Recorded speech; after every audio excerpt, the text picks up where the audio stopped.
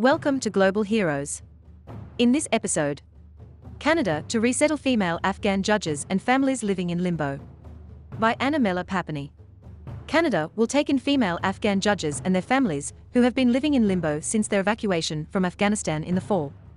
In addition, Canada will resettle an unspecified number of Afghans from the lesbian, gay, bisexual, transgender, and queer communities who had been referred by a third-party aid organization, said a spokesperson for the immigration minister. Since the Taliban took control of the country after the U.S. troop withdrawal in August, Canada has resettled 3,915 Afghans with connections to the Canadian government and another 2,535 on humanitarian grounds, according to government figures.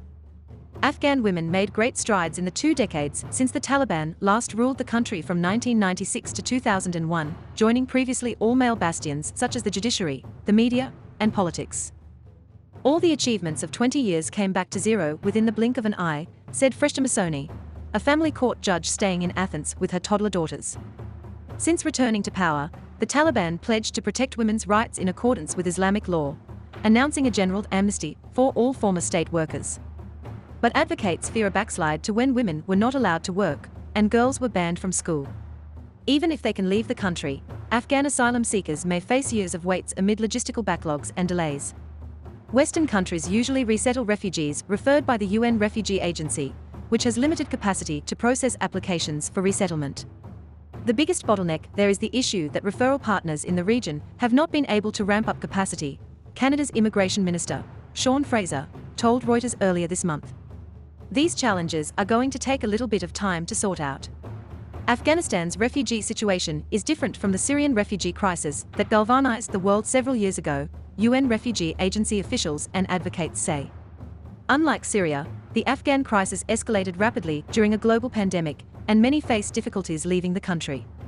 Those who do leave face additional waits, often in countries with little capacity to support them.